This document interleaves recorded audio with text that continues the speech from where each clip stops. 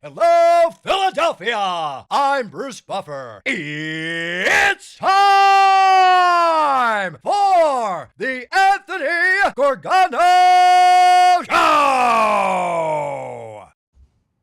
Good morning, Beach Cough! Good morning, Beach Cough! Happy Tuesday to all across the Delaware Valley. Matt Vay. Wow. How about that? How about that last night? Watching a young superstar goal, assist, shootout goal for the victory, giving the business to Celebrity. That was awesome. Wow, what a night last night. And this is going to lead us to today's theme of coaching. VG coaching. This is the Anthony Gargano Show. We're presented by Rite Aid, RiteAid.com, your neighborhood pharmacy. Everything you need, scripts, flu shots, little last-minute stuff for the house, little snowman trinket right there at Rite Aid. So Meats Cup last night goes off, and it was great. He's got him on a line, right, with grinders, and you just see his skill. He looks fantastic.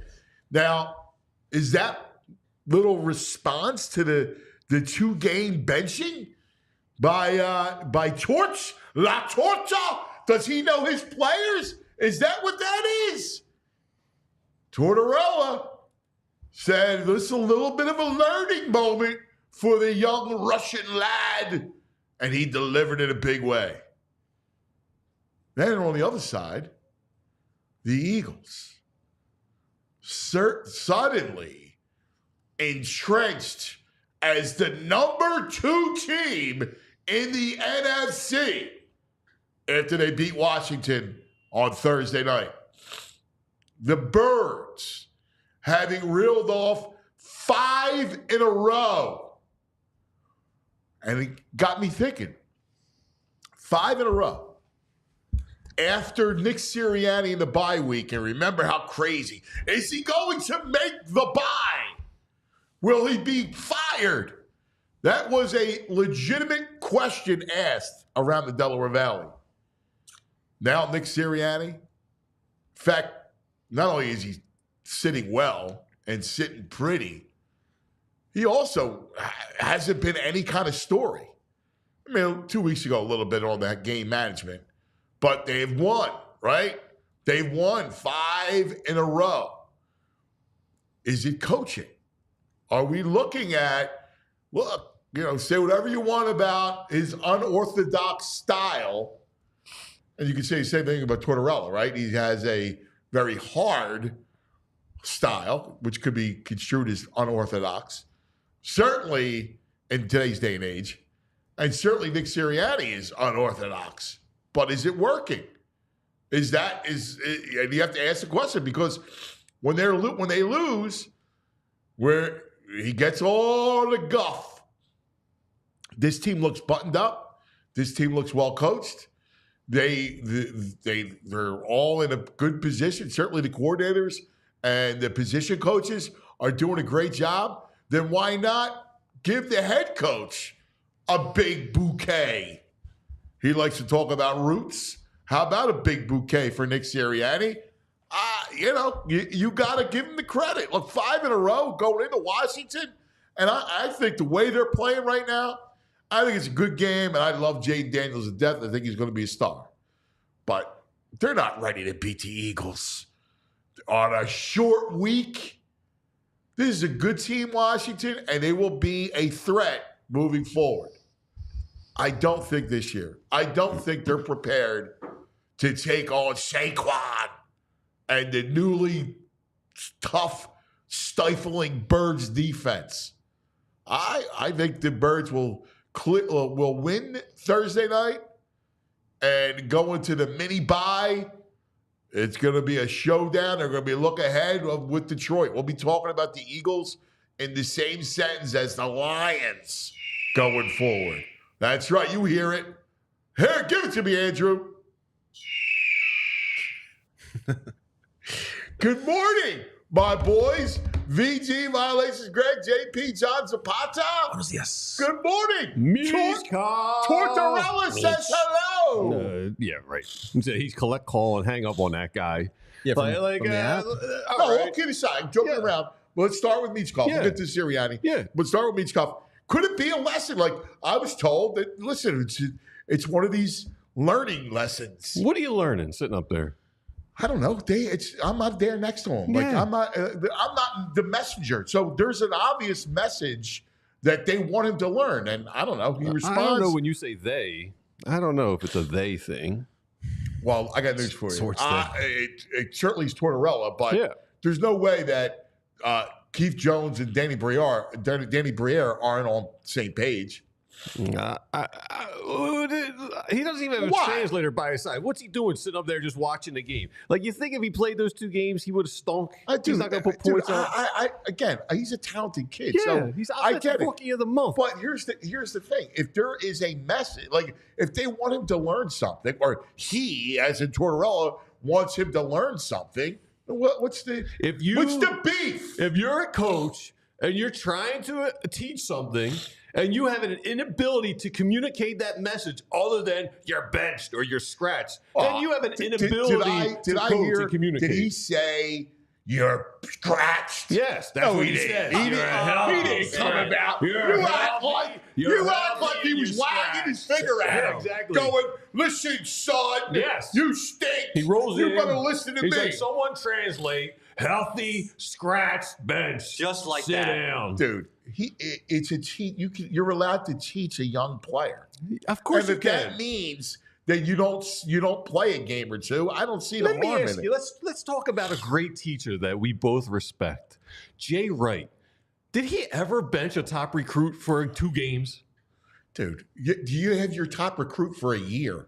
Has he ever Maybe benched? 2. Has he ever That's benched? a Think stu- about that's the a great, silly the great educator example. and teachers. That's a silly It's example. not. Yes, it is. What great teachers Because bench college him? basketball, John you got a Wooden. kid for 2 years. John Wooden had him for 5. Who'd he bench? He benched Bill Walton? Dude, I don't know what he No, benched of course in not. 1972. Sports stinks. It's in the Neanderthal who can't communicate. You just hate the Uber mail. You hate the Uber mail. That's what yeah, you're right. You're right. You hate yourself. Yeah, give me Jared McKay dancing around. I'm all about that. You hate Yes. yourself. Yes. So the I other, want towards doing TikToks. Please. Then I like him. I mean, I respect the With the man because dog. he does great work with dogs. But I speak your language. yeah, but he's got to find a different way than this. Listen, but here's my only thing is, listen, you could be right, but you also, there's another side to the coin that nobody looks at. Toots said the same thing you did.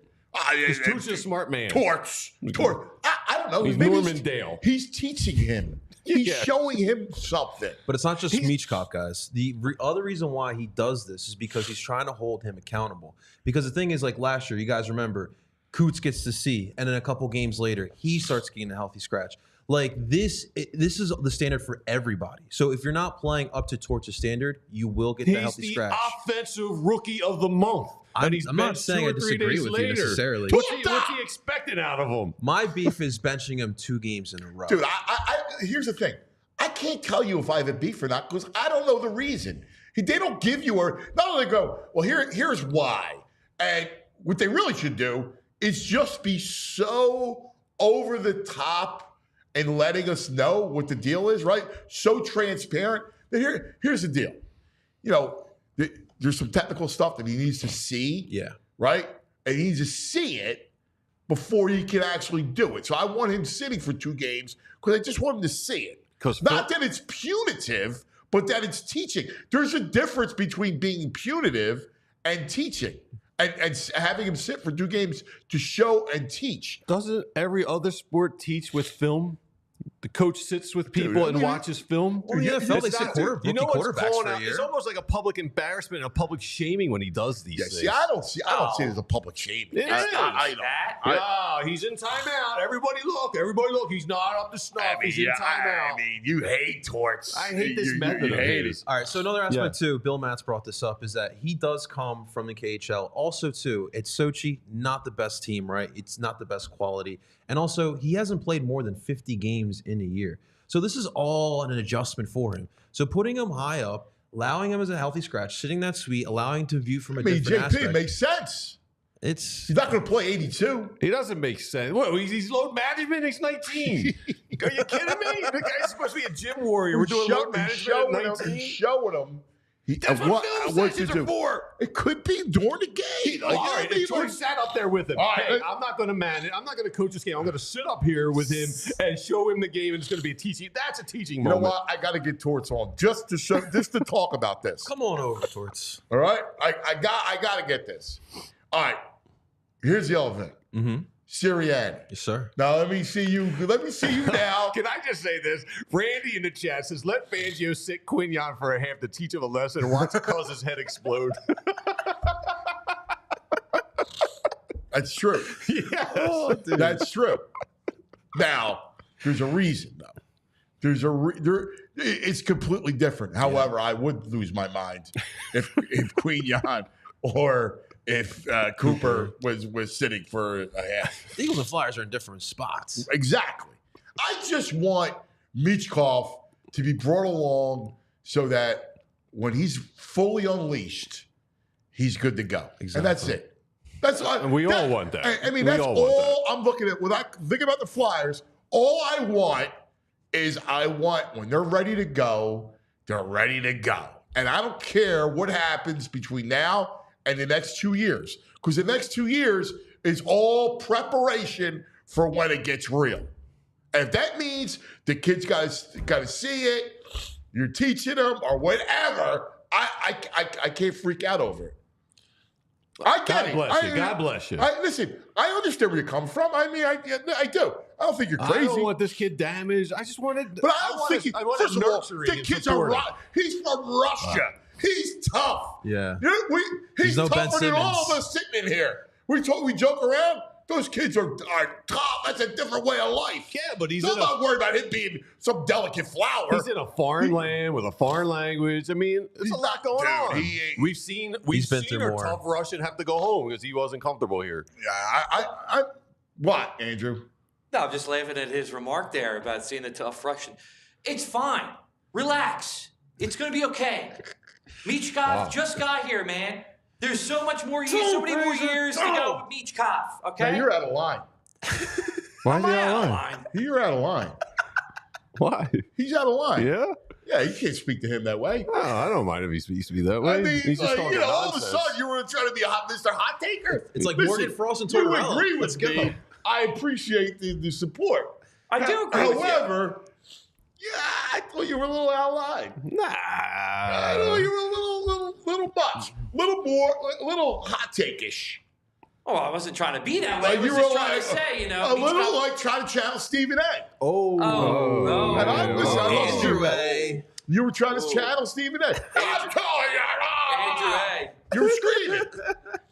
I didn't mean to scream. Was he not screaming? And He's a little loud.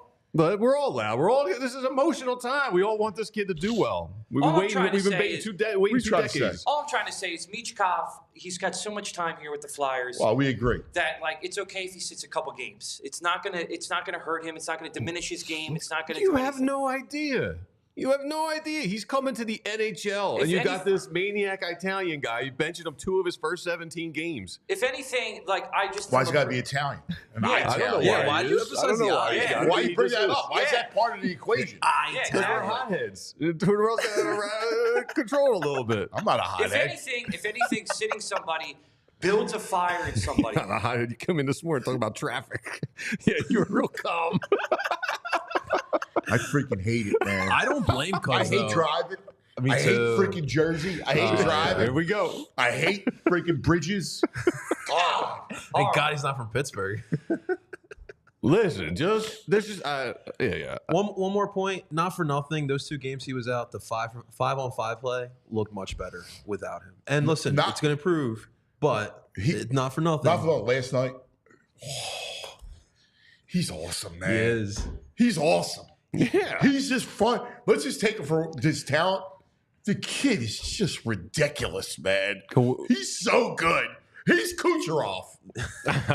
He really like when you watch him play. Yeah. He reminds you more, like really, like you know, Kucherov has those all kinds of skills. Yeah. Like and Michkov has the same thing.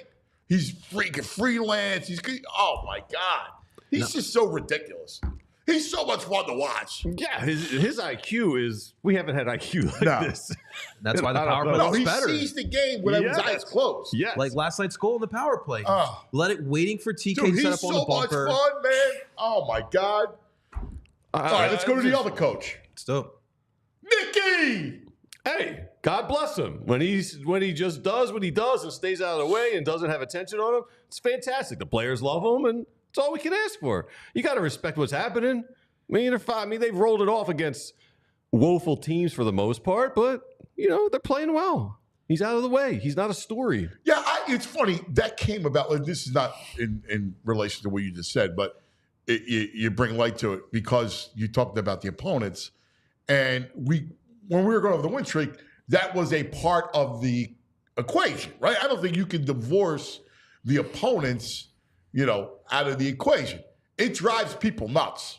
Because I saw it like all day yesterday. Stop talking about the opponents. I mean, they're all under 500 teams, so you can't ignore that. Well, my point is this, and I agree with you. You can't ignore it. I think when it comes to the defense, the biggest win. Like, we know the offense is good. Like, I don't care who you're playing. Anytime you got Barkley, AJ Brown, Devontae, and that line, that offense is good. All right, I don't care. So I know they're good. Defensively, you got to be real about things.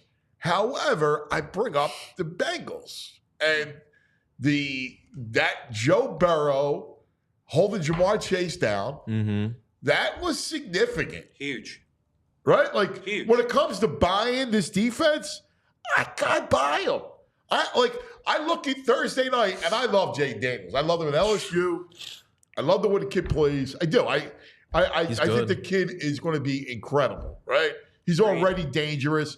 His eyes are up all the time. He's always looking to make a play downfield. He makes all the throws. I mean, his only negative is that he's really, really slight. That's it. He's going to be a terrific player. That said, I don't have fear knowing that I got Mitchell. Kenyon's ridiculous. Right? Ridiculous, yeah. Knowing I got him on one side, Slay will probably give it a go. Like, he'll gut it out. He'll be all right on the other side. And then you got Coop in the middle as a nickel corner. I love it. I don't feel – I'm not afraid. Now, years past, including 2022 when they were in the Super Bowl, I was afraid of that secondary. Getting riddled by really good quarterbacks. Yeah. I don't feel it. Going into Thursday night, I'm not worried about Daniel. I think, listen, they're going to get his or whatever. But I'm not thinking, oh, my God, they're going to put up 35. I believe in the kids. I believe in the secondary. I mean, I believe in the corners. I don't know if I still believe in the safeties and the linebackers. They've been looking ridiculous. You got to believe in Zach Bond, right? I mean, you can't. The Kobe. And the Kobe. The Kobe D. Yes, you want to, but Zach Bond. Oh, yeah. Again, I mean, I want to believe they look great. Zach Bond's the best linebacker in football the last 3 weeks. But, let's go some real teams we're playing now. Yeah, listen, I get it. Cooper Rush, horrible. Like, that whole Cowboys thing is a complete and utter disaster, right? I mean, Deshaun Watson. Jags are last in offense as a team this season. I mean, everyone's in the bottom third of offense except Daniel the Bengals. Jones. Bengals are legit top 12 offense. And it was on the road where I put a lot of stock into the secondary. Like, listen, I think Jalen Carter's the truth, right? Yeah, he is. Absolutely. So at some point he helps out. They may not be the gangrene front, right? But I mean, I don't think they're so bad that they can't sniff a guy in 5 seconds, right? Like I think they're probably bottom third of the league or whatever you want to call it because of their edge guys. But Carter makes them legitimate, and I think the secondary, the back seven's good. If they could just get one other player on that line, because the fact that we maybe it's J-Lix. Maybe He's not too bad. J-Lix Hunt. J-Lix. Great name, man. because we're It's a not great even name. sniffing how J-Lix. good Carter is. He's double teamed J-Lix every time. way better than J-Lin. Better than J-Din. You a fan of the X? I like Yeah, the X. dude. Yeah. J-Lix. Yeah, put that on the back Not of the enough jersey. son, I would call him J-Lix. Gargano. Great name. J-Lix Xavier Gargano. Now we You know- need J-Lix Hunt on the show. Jeez. You know what matchup I'm really excited for this Thursday? What's that there, Scary Andrew? Terry versus Q. He's not going to go on Q side. He's afraid of Q Island. Well, no, they started a nickname for him, cuz. What is it? They're calling it Quintamino Bay for Quinyon Mitchell. Oh, I That's a love great that, name. actually. Yeah? Yeah. You know what? This seems like a reach for me. Quintamino. Quintanamo Bay. I mean, I like it. I'm a big fan of yeah. Guantanamo Bay. Yeah, you like that? Well, All right. Colonel Jessup. Nathan R. Jessup. Yeah.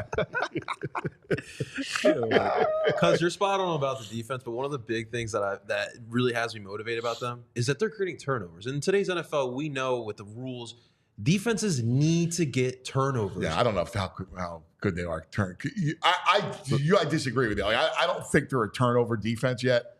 You can't be a turnover defense until you are a pressure defense. Yeah, the Cowboys aren't Right. a good measurement.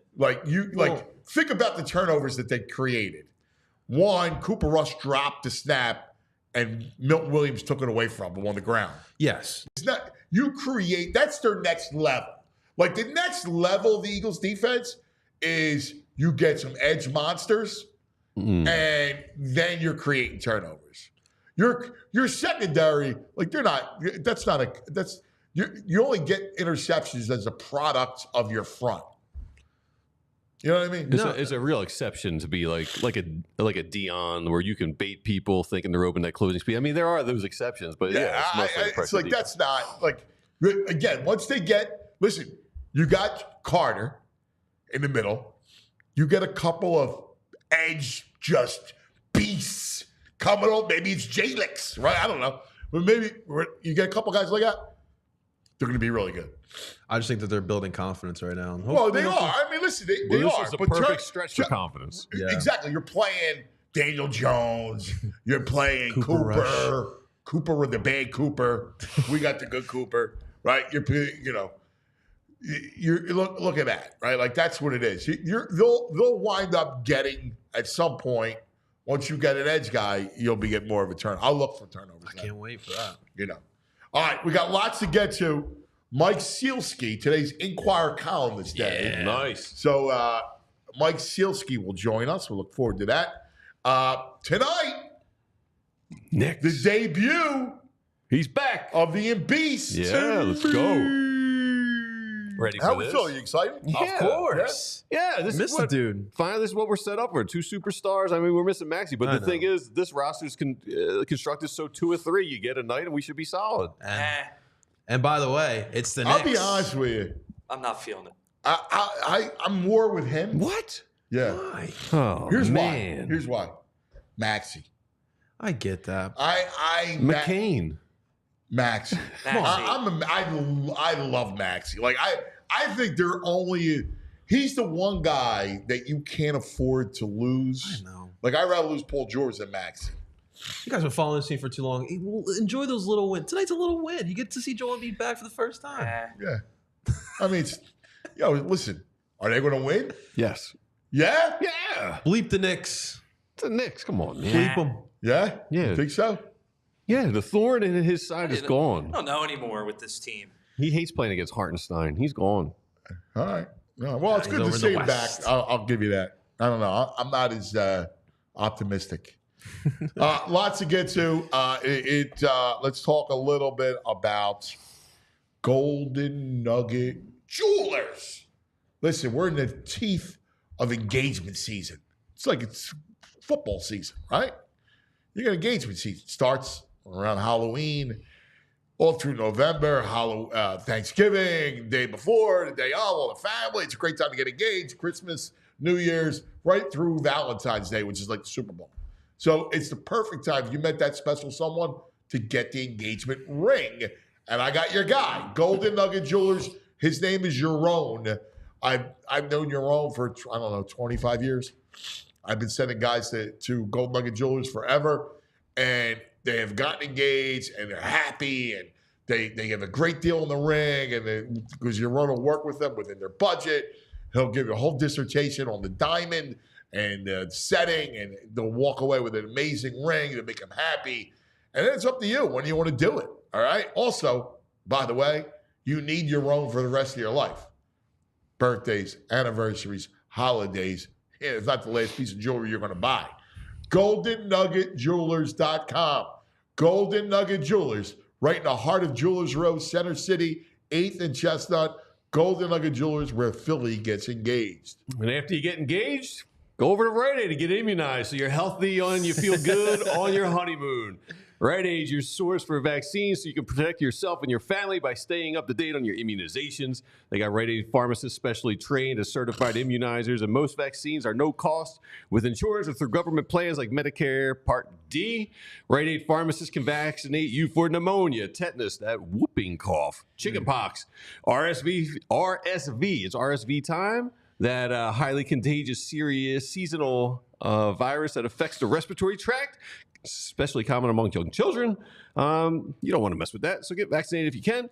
COVID-19 is out there swirling around still. They got vaccines for that and the dreaded shingles, a painful skin rash caused by the same virus that causes chickenpox, which we all got floating around in us. So we're all at risk of that. Select Rite Aid stores have a dedicated pharmacist ready to administer vaccines and answer all your questions. You know, you got questions like, which immunizations do I need? Am I up to date? If you're a little nervous, they'll calm you down. So a Rite Aid pharmacist will take the time to make personalized recommendations based on your health history and discuss any concerns. No questions are too small. You can always just walk in or schedule an appointment. Monday through Friday from 10 a.m. to 6 p.m. State, age, and health restrictions may apply. Ask a Rite Aid pharmacist for details.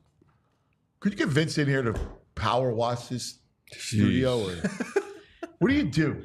Like they scrub all the, what do they call it? Deep clean? We need to do an exorcism of the mold. You need like one of those restoration services after mold and fire and stuff. I walk in here and it's every day.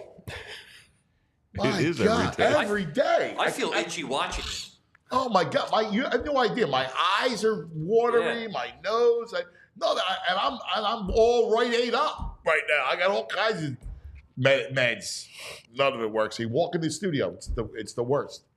All right. On that note, let's go to our man Mike Sielski from the Inquirer. Great columnist, a great wordsmith. We love him. Mike, good morning, my brother. And I'm in a hotel room in Hendersonville, Tennessee, and I'm laughing because if your settings are worse and more mold infested than mine, man, you're really struggling. What are you doing in Henderson? I am a couple of hours away from going to interview Scott Conrad, who won the Academy Award for editing on Rocky. It's a book research trip. The book! Oh, that's fantastic! Yeah. So so really I gotta get a little work done and then go talk to Scott and then fly home. Wow. Oh, that's fantastic. Who have you spoken to so far for the book? Let's see. Irwin Winkler, who was one of the producers, also produced Raging Bull and Goodfellas. 93 years old, still sharp as a tack. Spoke to Bill Conti, who wrote all the music, as everybody knows. Been in touch with Talia Shire's son. I'm hopeful to get her. We'll see. And a few other people. Oh, my God, you're going to get Connie. I hope. You're going to get Connie. You're going to get Pet Shop Dame. You're going to track Buckus. Pet Shop Dame. I'm not sure Butkus is with us anymore, Ant. How about Cuffer Link? I'm trying to find the guy. Apparently, there's a guy who went to high school with Sly who actually had turtles named Cuff and Link, and that's where he got the names from. I'm trying to confirm that. Oh, that's fantastic. When do you sit down with the big guy?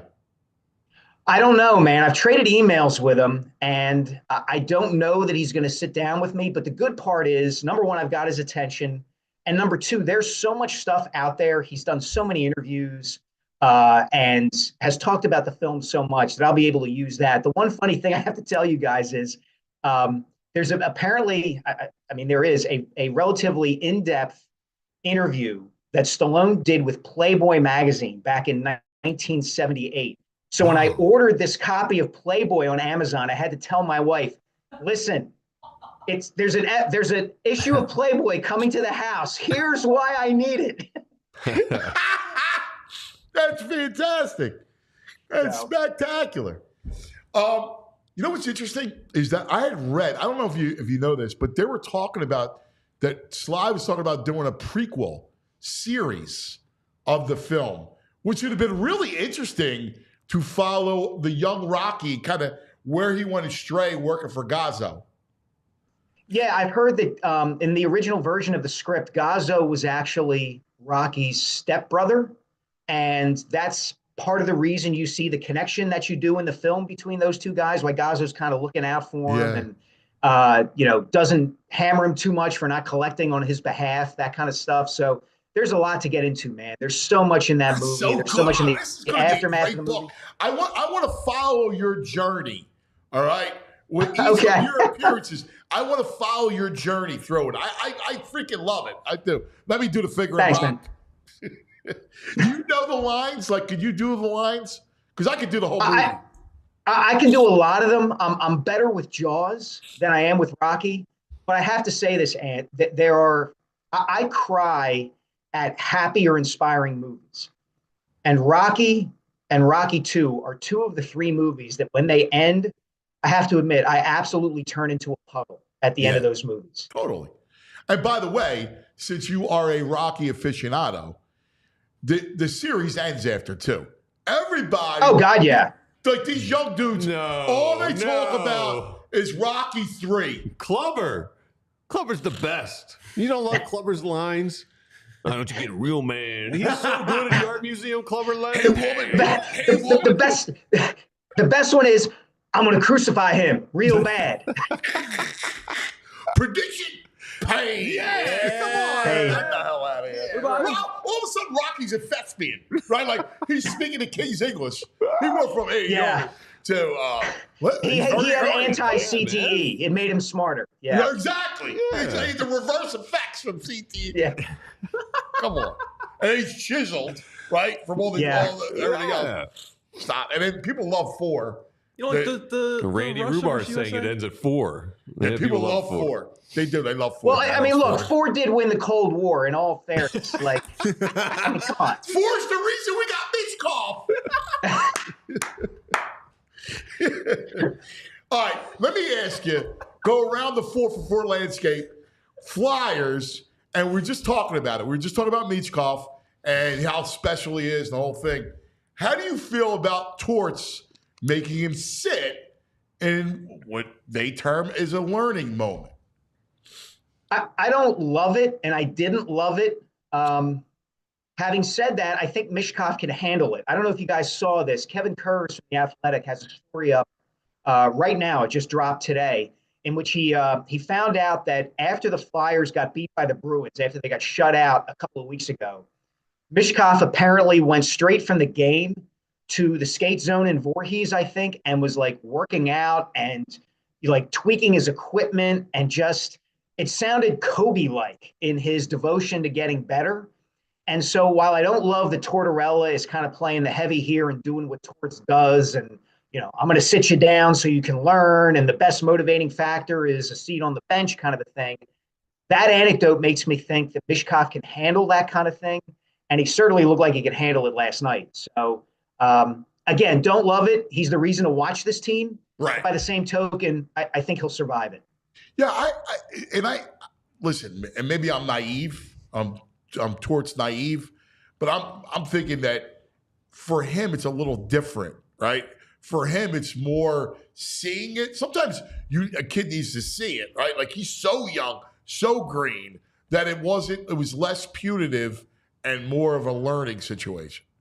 Yeah, and that very well could be, Ant. Like you're right. Like we don't think of Tortorella that way, of like taking care to like shepherd a young kid along in that regard. We just think he's John Tortorella. He's going to MF this kid up and down if he's not playing defense. But if that's what Torts is doing, all right, we'll see. Like I said, it certainly paid dividends last night. Yeah, yeah. All right, before we get to Eagles, Embiid is back. How do you feel? Are you excited? Or is it, it's Sixers Knicks, it's November, wake me after the All-Star game? I kind of feel that way, to be honest, Dan. I mean, I was in Paris for the 3 weeks and around Joel a lot. And I was somebody who thought that him playing in the Olympics would really help him.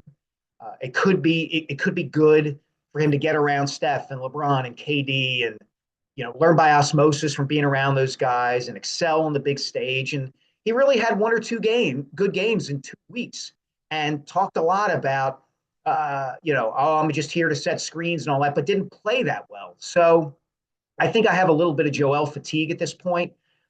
I think he's got to earn it back. Yeah, you know what? It's an interesting. I think after all he's done for this city, he's got to earn some back. Come on, Mike. I think a lot of people have that. I mean, I do. I think a lot of people have JF, a little Joel fatigue. I hear you. I can't wait till he drops 40. Yeah, and the thing is too, guys. Like, I'm not somebody who. Well, I shouldn't say that. The process set up this dynamic where the Sixers had to win a championship, right, to justify the 3 years of losing and the tanking and the collecting of assets and draft picks and all that stuff. Otherwise, I am somebody who generally feels like, I just want to watch a great player play. Like, I love Charles Barkley when he played. I loved watching the Jazz Bulls finals back in the 90s, and the Jazz didn't have to win one of those championships for me to recognize that they were a great team. I think we do tend to put a little bit too much sometimes on what an NBA player in particular does in the playoffs, because one guy can make a huge difference. And if you keep running into MJ or LeBron, you're not going to win a championship no matter how great you are. But in this situation, like, this is the dynamic, this is the business the Sixers have chosen is we tanked and now we got to win a championship. And so I am a little bit of like, wake me when they get to the Eastern Conference Finals. And that's the worst possible thing for a franchise. It is that you go from enjoying a regular season and watching the story unfold. I think the regular season is supposed to be like a novel, right? And so you go for this journey, go for this ride. And then, of course, the final act is the playoffs, right? So the final chapters of the story are the playoffs, and then you see where it goes. And that's, to me, the NBA did it. Popovich started it with load management, and the NBA is the one that turned the whole league into a 2-month, exercise into a tournament. And that's a problem. Yeah, they've done it on multiple levels too, Ant. Like, they don't promote the teams and the city rivalries themselves. It's not really Sixers Celtics. It's not really Celtics Lakers. Right. It's not Knicks Sixers or whatever. It's our stars.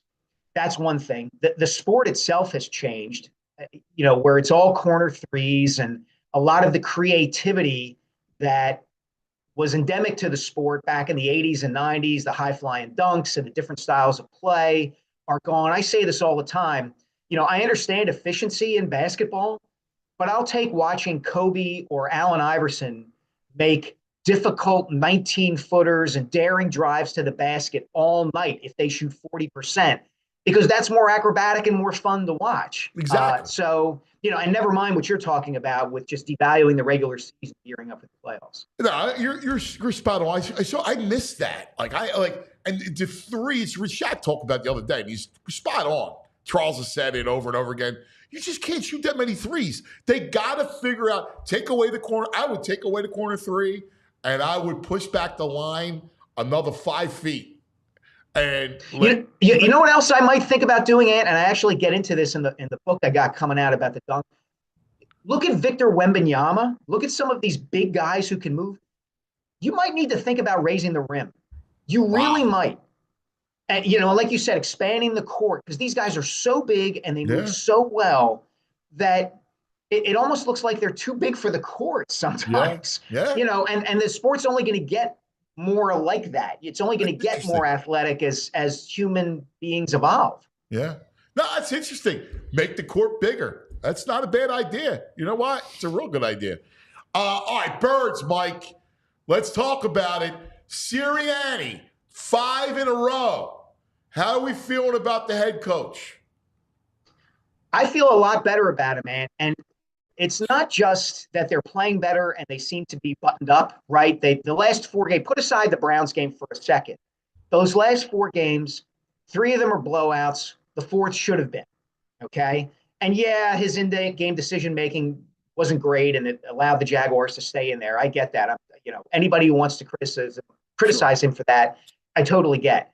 Here's the thing I like about what's happened over the last 4 weeks. And maybe this is just me and what I saw in that Cleveland game. I was really critical of Nick for the way he acted during that game and after that game in that post-game press conference. Not just going after the fans at the end there, but bringing his kids in to that setting. I didn't think it was the right thing to do for whatever reason. I agree. But look at him look in the last 4 weeks. The persona that he is projecting is much more calm, much more composed. The coach and the quarterback are supposed to be the faces and spokesmen of your franchise. Jalen, no matter what you think of him as a quarterback, generally handles that pretty well. He's very buttoned up. He's very composed. He projects thoughtful, solid, nothing gets to me. Nick was always the electric cable kind of crackling all over the place, but he hasn't been that the last 4 weeks. Analogy. Yes. And I don't know that he's any different behind closed doors, but at least projecting it publicly, he's been better, I think. And I think that's helping people look at him in a different way too. They see a buttoned up football team and they see a buttoned up head coach. Yeah, I'm with it. Coaching, and you look at the coordinators, and it's funny. You start to look at the opponents and you look at McCarthy and you see what up. Listen, I get it. Cooper Rush can't play the whole thing, but they still look like they're poorly coached. They looked haphazard. They looked at and listen, I've never been a McCarthy fan. I've always thought that Rodgers made him. And I look at with them, and you start to look around the league, and you see the difference because I'm a big believer it's a coach's league. I mean, just look at the other teams in the NFC East. I actually wrote about this for today, right? The Cowboys are the most attention-seeking, chaotic organization in the sport. They literally run tours of their facility, according to ESPN, where people can come in and pay $40 to $90 and watch the players work and the coaches work. And an ex-Cowboy said it's like a zoo. And of course, you have Jerry Jones talking after every game, not really committed to winning. The Giants are old-fashioned and behind the times and have been for 10 years. They can't figure out how to create a team that can win in the modern NFL. And only now this season, now that Dan Snyder's out of the way and Jaden Daniels is in and Dan Quinn's in, do the Commanders look like a competent NFL team? So in that context, the Eagles really stand out. And as you said, now that you've got Vic Fangio, now that you got Kellen Moore, now that you got coordinators who really know what they're doing and have the kind of experience and credibility to be able to make adjustments and get exactly what they want, you see a much better football team. I mean, look, Bryce Huff right now is probably the 5th pass rusher on this team in Vic Fangio's hierarchy of players, but he's the highest paid one. And that tells you kind of about the dynamic that's at play right now. Yeah, they signed this guy for big money. But they're just not just putting him out there just because they signed him to big money. And that doesn't happen in every NFL franchise. And I think the difference, right? The reason why I feel really bullish on them, and if I'm going to do an NFC pecking order, I have Lions obviously the best team. I would put the Eagles number 2. And the reason why is that defense and Mitchell and DeJean. Like those kids have solidified that secondary, where that secondary to me has been a worry forever, right? Even when they went to the Super Bowl, when they played good quarterbacks, that secondary got riddled, all right? Yeah, they were able to pressure the quarterback a little up front, but their secondary was bad, real bad. Now, their back 7 is real good, and it's legitimate. And I don't feel like Jaden Daniels is going to go riddle them for 35. No, I agree with you completely. You've said it, and other people have said it. This is a defense that, for a change, is built from the back in as opposed to the defensive line out. And I don't think you can overstate how valuable not just those two kids you mentioned are, but how valuable Quinyon Minshall has been. To have that kid is a lockdown corner right now, and to be able to have that and not have to worry about that spot. I covered the Jets back in the 2010, 11, 12 when they had Darrelle Revis. You can ask Rex Ryan and Mike Pettin Jr., his defensive coordinator at the time. The luxury it is to have a cornerback who is that good just allows you to do so much. And the Eagles really struck gold with that kid. I love him. What do you like better, Guantanamo Bay, Q Island, San Quentin? Like what? Quentin. I kind of like San Quentin because he's locking them up. All right, I just made that up. I just made that up. San Quinion? Yeah. San Quinion? Yeah, San Quentin. San Quentin, I like it. I think we just started a trend here, Ant. There we go. Mike, I feel like you're like me. You can be cautious at times, cautiously optimistic. Like, how much of a factor do you think what we're seeing out of this bird streak and Sirianni being buttoned up is the competition they're playing?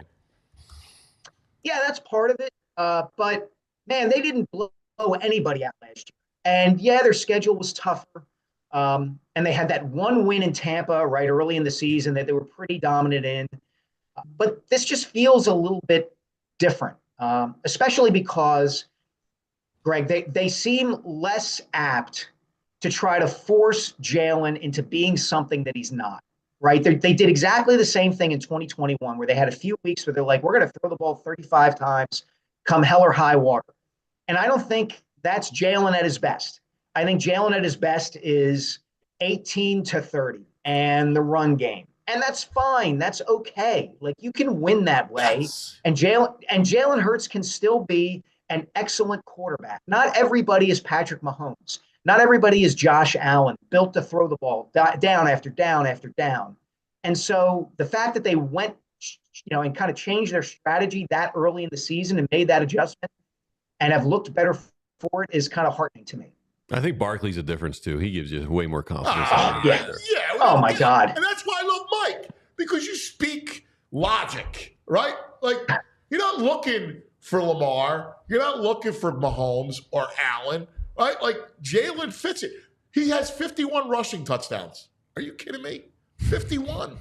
That's you're only going to get that kind of guy so often. Yeah. Right? Like a Mahomes or even like a Donovan at his peak. It's funny, and I went back and watched the 2004 Monday night game against the Cowboys, the one with the 14-second play to Freddie Mitchell. Yeah. Like, Donovan was amazing at his peak. He really was. Jalen's really, really good when he's on, but he's not Donovan either, and that's okay. Like, those guys come around once in a while. I gotta slightly disagree. Amazing. All right, because Donovan, he was late constantly. Like talk to Andy. Like, after the Super Bowl, I'll never forget. I was working on a book thing, and it's after the Super Bowl, and we're at NovaCare. It's March. And so I go, looking back, what was the difference in the Super Bowl in 2004? And he goes, well, they had 12, we had 5.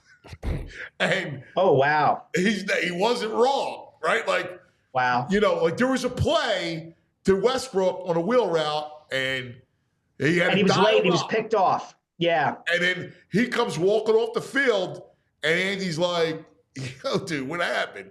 He said the wind took it. Oh, he's like, the wind took it. Oh, my God. Oh, boy. Like, there were moments, like, if Jalen Hurts had Andy Reid, I wonder who would be better. Yeah, that's a great question. Boy, that's a great thought experiment too, man. And it gets to the conundrum of the position, right? Like, everybody loves Caleb Williams coming out of the draft, and everybody thinks he's going to be in this awesome position in Chicago. And guess what? He's not, and he's not all that accurate, and they're not doing much to help him. Yeah. And then you got Jaden Daniels, who is in a different situation and maybe just a different player. It's a mystery, man. And he's also, look at Kingsbury, right? Kingsbury is, I think, a really good coach, really good offensive coach, really quarterback friendly. And, coming from LSU where you had a great backdrop.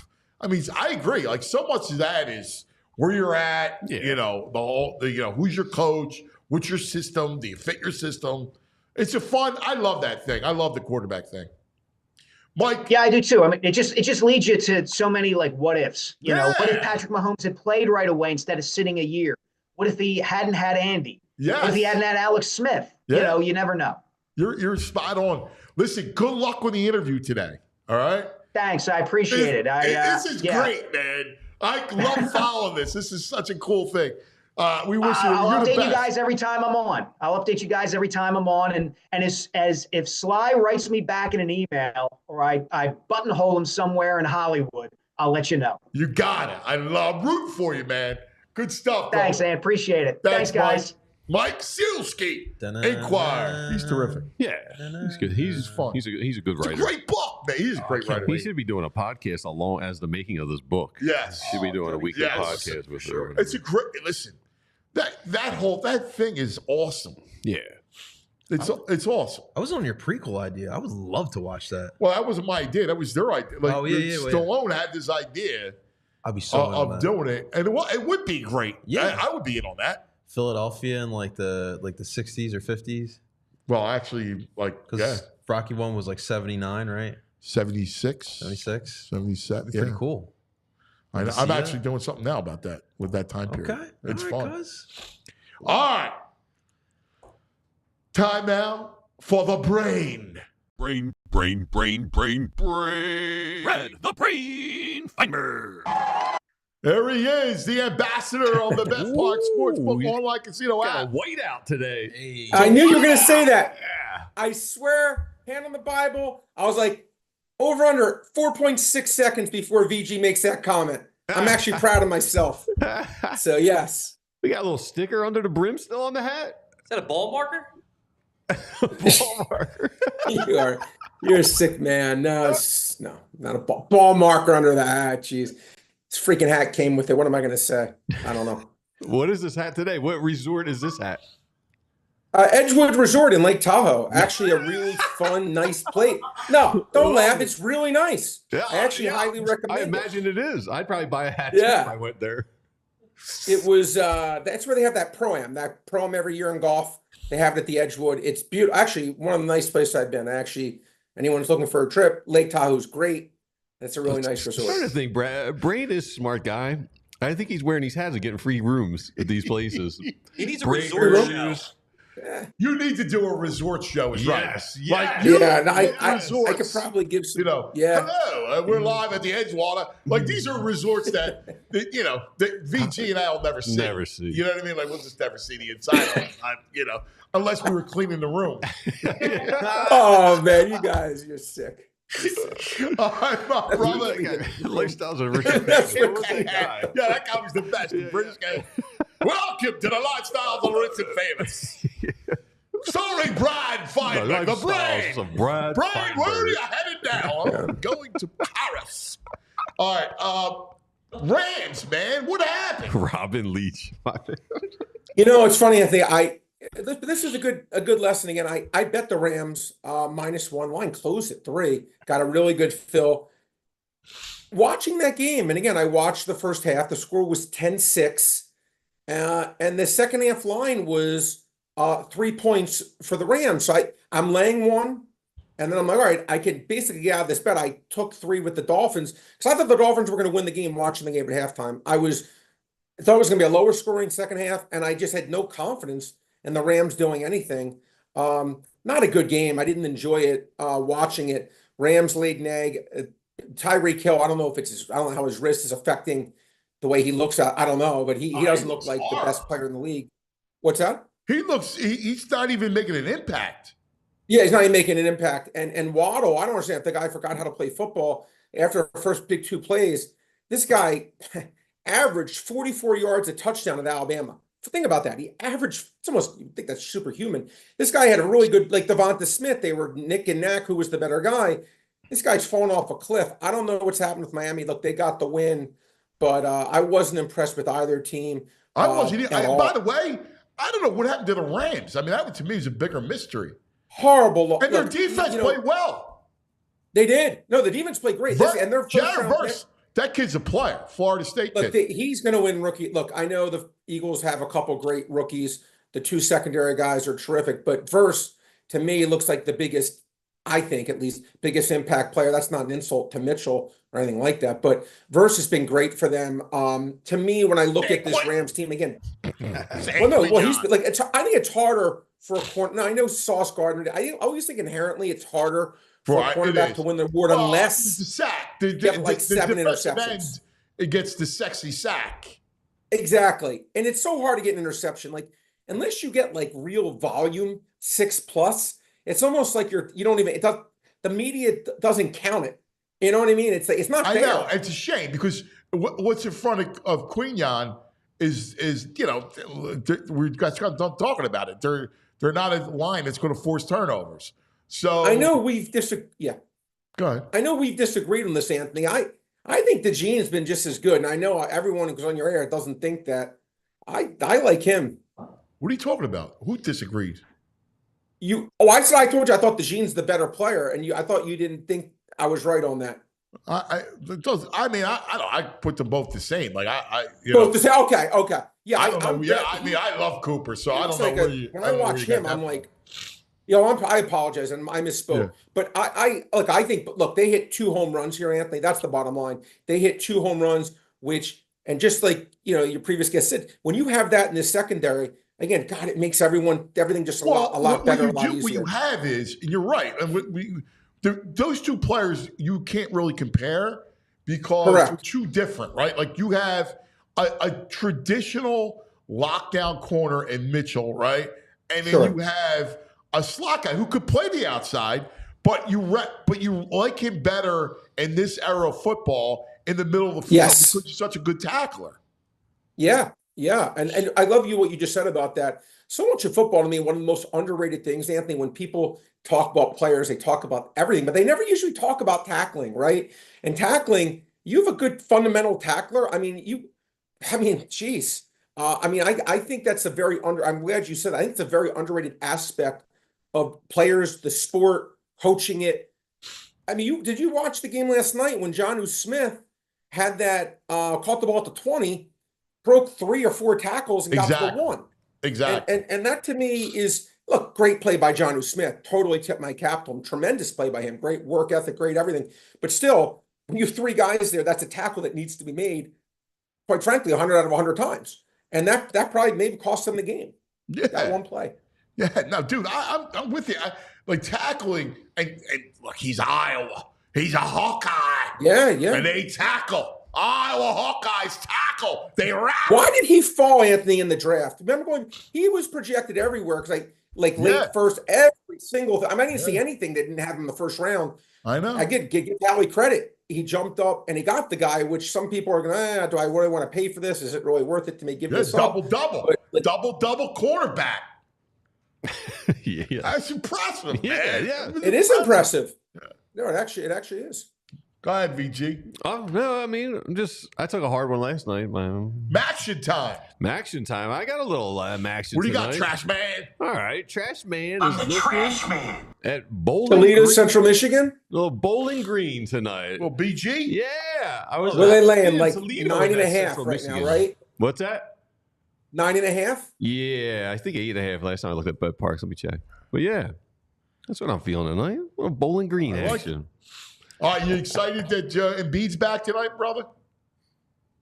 Anthony, it's interesting. Like the Sixers, and look, it's actually weird because my favorite 2 sports teams, I told you, I love the University of Michigan and I love the Sixers. They've always been something that's I just really love them. And I was so excited about this year, so excited. And again, probably my favorite player in the NBA is Maxey. I just like everything about him, the way he plays, his personality. He's like the kind of guy you think you want to bring home to your daughter to marry, or he just seems like a good dude. Just the way everything has happened with this year, and I know it's only 9 games, 8 games, whatever it is, Anthony. I just have been, I don't know, like I turned off. I'm sure I'll be turned on in 2 seconds if they start playing well. but I've just been very disappointed with just the way everything has happened. This Embiid thing, the incident with the reporters, upset every single thing about Paul George, minutes restriction, Paul George's health, Embiid health.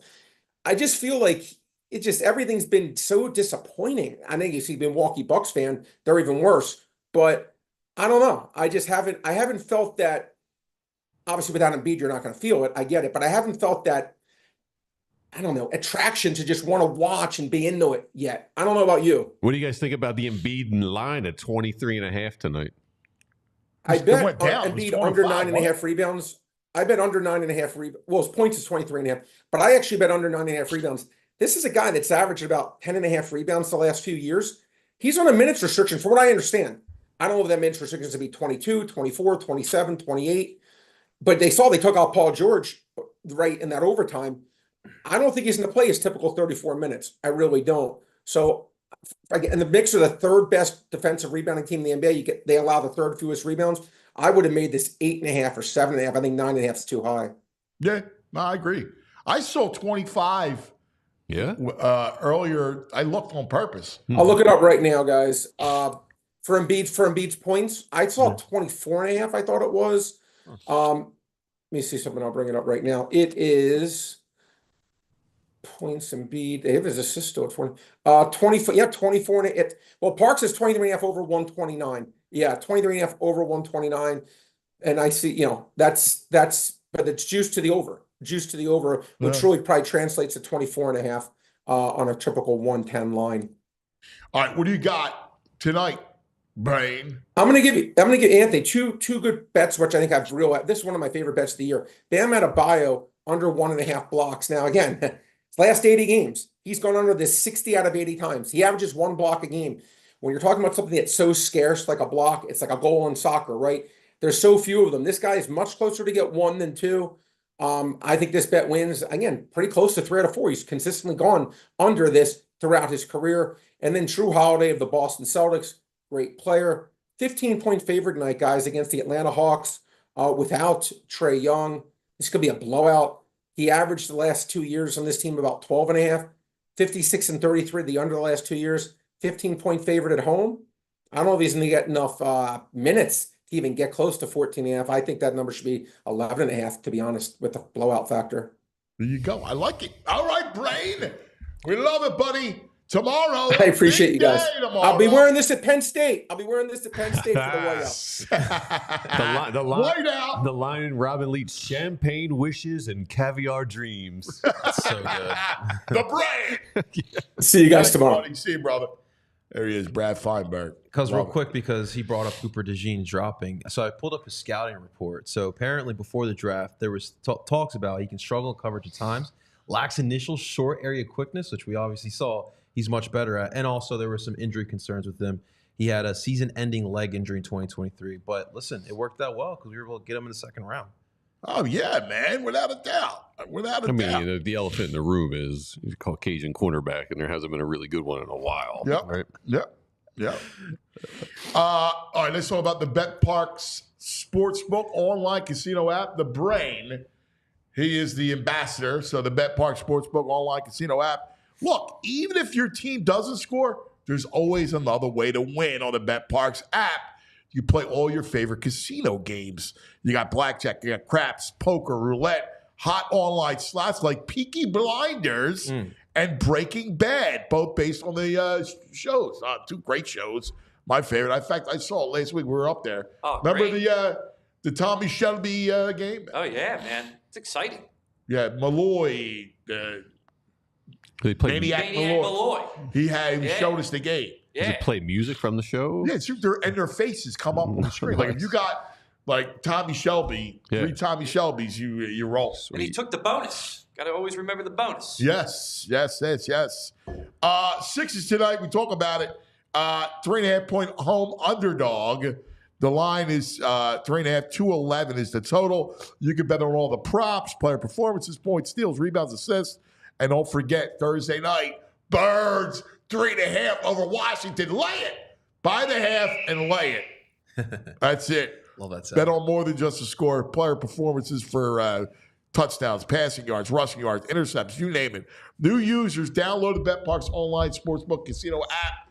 And here's the deal. If you're down in the first 24 hours, you get up to $1,000 casino bonus back. BetParx.com has all the details. You got to be in PA, New Jersey, Ohio, Michigan, Maryland. You got to be 21. If you have a gambling problem, please call 1-800-GAMBLER. All right, cuz we love to win with our bets. We also love to win with our homes. And listen, the flooring is the most important part. So that's why we're going to talk real quick about our friends over at Empire Today. Because Empire Today is our place for flooring, whatever you may need. Empire Today has your at-home convenience. Whether you're looking for that wood-looking floor, stone-looking floor, if you're living in the Northeast, you want some carpet, right? It gets cold out in the winter. Anything you may want, they have the right product for you. And even better, they have quick and professional installations and a price match guarantee. And what I love about Empire Today is I can trust them. And trust is really important, right? Especially in business. And what I love about them is they're obviously gonna have competitors. And what these competitors are gonna do, they're gonna offer you a low price. But Empire Today knows that, listen, that's not gonna be the best thing for you because low price means low quality, which means in 2 years, you're gonna need new flooring. No. Empire Today is only gonna put flooring that they would only put in their own house. And that's why I say you can trust them, ladies and gentlemen. But what are you waiting for? You could schedule your free in-home estimate here today. And all of our listeners can receive up to a $350 off discount. That's a good penny, guys. So head on over to empiretoday.com/PHLY. That's empiretoday.com/PHLY. Make sure you guys are using that promo code PHLY. And of course, keep in mind that restrictions do apply, but don't wait any longer. That flooring needs to be changed. It can be changed with our friends at Empire Today. All right. This portion of the program brought to you by TrueMark Financial Credit Union. TrueMark.com/PHLY. To see the credit union difference, it's November. It is. It is getting serious. Season. Yes, it is Baldy season.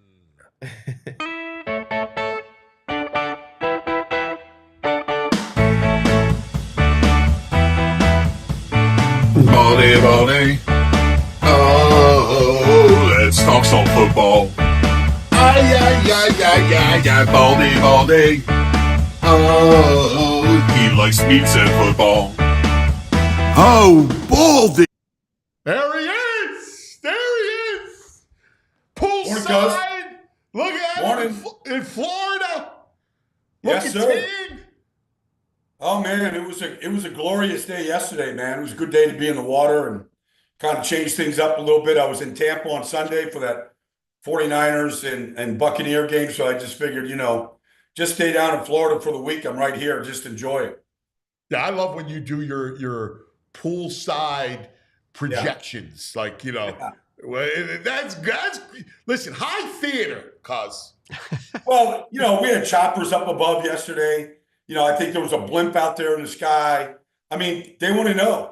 We got 2 playoff games this weekend, starting Thursday night in South Philly, and I'll be in Pittsburgh on Sunday, Baltimore and Pittsburgh. I mean, both games are for first place. Both teams are playing all 4 teams are playing really well. All 4 teams are, star-studded teams. So, I mean, for fans, you can't ask anything more, week 11 in this league right now. All right, so let me ask you, right? So let's start with Thursday night. And let's start with the Eagles and that defense. Are you buying the defense? I'm saying yes because of the kids, because of Mitchell and because of DeJean, that they are different than they were in the years past when good quarterbacks would riddle them. What does Baldy say? Honest to God, you could go back, to the game with Green Bay in Brazil and watch Quinion play. I mean, the one thing I love about him, his feet are always underneath him. They always say you're where your feet are.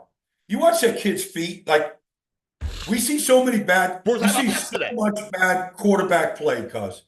Balls in the air, they panic, they run into him. The kid doesn't commit penalties. He plays with his feet. His technique is ridiculous, honestly, whether it's squeezing the receiver to the sideline on a go route or staying on his upfield shoulder and seeing the quarterback. I mean, fundamentally, he's sound. And then his breaks on the ball are mad. He's got mad breaks. And that's what you saw at Toledo. You were just a little, the only question you had about that is, okay, level of competition. It's not the SEC. You're not going against that level of, or Big Ten, that level of receiver. But his breaks on the ball, what he trusts and what he sees. There's games now where people they're not even like testing him. Like Jacksonville didn't even go after him, And so you watched the deep ball last week. I mean, he can't play it any better. And then DeJean, like he just keeps making these game-changing plays, 4th down stops. Like he's a big guy and he looks big. He plays big. He's long and he tackles great and he runs well. So they've solidified the slot corner position, which was a mess last year. They solidified the right corner position, going back to James Bradbury 2 years ago to the Super Bowl and his decline. They've solidified that. And then the linebacking core with Zach Vaughn and Nakobe Dean it just keeps getting better and better the way those two guys play. So those were all problem areas a year ago, and they've all improved this year. You know what's interesting is that you look at Mitchell. I was talking about his feet yesterday. Like I'm so with you. He's always in position. Like I watched Terry and Arnold, who's going to be good, but he's constantly grabbing, right? Grab. Like you look at Mitchell, and Mitchell is just there. It's like, don't get sent to San Quinion Penitentiary. So we have a mutual friend, cuz, going way back, Bill Harrian at Drexel. You look at any good basketball coach. You go to Temple, you go to guys that can coach Jay Wright. Watch them do defensive shuffle drills with their hands tied behind their back. We're not grabbing a guard. We're gonna beat the guys with their feet. And it's the same concept. Like you watch these really good corners, they win with their feet. They don't guess. The reason why you grab and hold and you get illegal contact is you're out of position. But if you win with your feet, now that's a talent too. That's skill, that's DNA, that's fast twitch. All those things contribute to it. But then trust your eyes, win with your feet. Spot on. And by the way, Cooper, what an athlete. You speaking of basketball, did you see his basketball highlights? He's jamming across the sky, and he's a hell of an athlete. Well, that, honest to God, cuz, that transference to guys that can play that played basketball at a high level. I mean, honestly, a lot of Sundays is just basketball on grass. Whether it's low post basketball, A.J. Brown using his body. But growing up, playing football, we all played, honestly, basketball was how we stayed in shape. We all played basketball. Howie Long never did a 40-yard dash in the offseason. All he did was play basketball. Like, that's going to work on your quickness, your ability to foot quickness, change of direction. I mean, that's what basketball is. That's all we did is we played basketball. I love your stories. Some of my favorite stories. And at some point, I want to do a show about you barnstorming with the Cowboys playing basketball in the offseason. With the Redskins back then. Yeah. Barnstorming the state of Texas. 6 straight nights on 7 days, going from, Amarillo to Lubbock to San Antonio to Austin. I mean, we were in a yellow school bus, 12 Redskins, 12 Cowboys. Like, we just go and put these. In fact, we played a game in the Hemisphere Arena in San Antonio, and we were the warm-up for the San Antonio Spurs. When we finished the warm-up game against the Redskins, literally the crowd filtered out. They didn't even stay for the San Antonio Spurs game. They came to watch us play. Did you see the Iceman? Was George Gervin on that? Artist Gilmore? Well, I mean, growing up, I was the biggest ABA fan. So, yes, the Iceman was there. Some of the best basketball and some of the biggest characters in the history of basketball. David Thompson. Yeah. I mean, you go through the list. George McGinnis. Yeah. Like all obviously George came to the Sixers, but like I grew up watching Billy Cunningham with the Carolina Cougars, and like that was one of my idols was watching Billy Cunningham play. That's awesome. Yeah. All right. Hey, real quick, speaking of the Cowboys, how far have they fallen? I mean, like, listen, you're down there, those people well. I mean, there has to be down to the sun coming into that stadium. It's just a litany of embarrassing moments. Well, I mean, after they got whipped in the playoffs against Green Bay last year and the Packers just ran the ball right down their throats, we said, okay, they've got to rebuild this defense. They need more talent. Because, I mean, this is 3 years in a row in the playoffs. They'd won 12 games in the regular season 3 years in a row. No other team had done that, and they got bounced right out of the playoffs. 49ers, Packers. She said, okay, they got to improve the roster. So here's the Eagles in the offseason. Here's Howie signing Saquon and Zach Bond and, all these. And the Cowboys don't do anything. And this is the arms race. If you want to be a competing team, the Steelers just trade for Mike Williams. Like he just wins the game against Washington on Sunday, right? 32-yard go route. Like you've got to constantly be upgrading your roster. And Jerry just sat back and just said, no, we're fine. And we're like, no, you're not fine. This isn't a good roster. You don't have a star running back. You don't have Saquon. You don't have that ability. So I just thought it started in the offseason, and now we're seeing the effects of a bad roster right now. And even getting Micah back, and he made a couple plays on Sunday, but they're not a talented roster. And so they've done nothing to improve it. And now the quarterback's hurt, and they think because Cooper Rush won games in the past that he's the answer. He was terrible, just awful. He didn't even look like a backup quarterback. So they're where you're at if you're not constantly improving your team.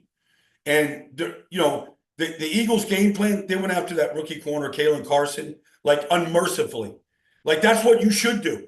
Yes. A corner, he's a rookie. I think he's a 5th-round pick. Look, he might become a good player. He's had a couple of moments in this league. But the Eagles wore him out. And that's what you should do. Go attack your weakness. All right. So how do you match up Thursday night? I mean, this is it. This is, the battle for the NFC East. Well, first of all, the Commanders are a very, very good team. They don't turn the ball over. They don't beat themselves. I mean, to this point, Jaden Daniels has 2 interceptions. He's got 2 turnovers the whole year. You can't get him to turn the ball over. Pittsburgh did their best. TJ Watt was invisible. You didn't even know he played the game. That's how some of the protection concepts that they had so they game plan week to week. I thought their secondary was going to be a weakness to go pick up Marshawn Lattimore. You'll see him on Sunday out there. Probably he might even go and travel with AJ. I don't know yet.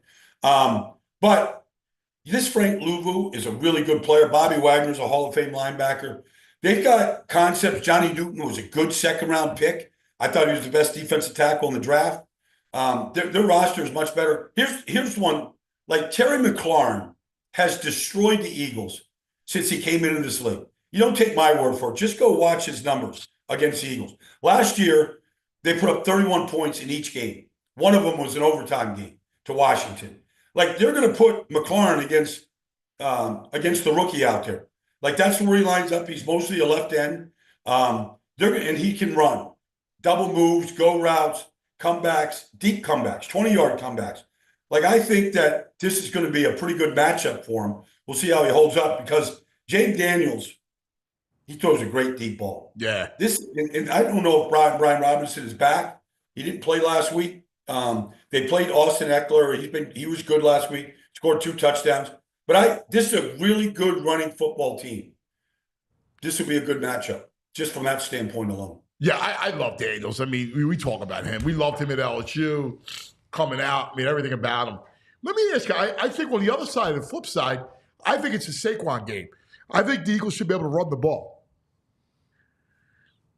Well, I mean, I think the Eagles should go with that concept every week.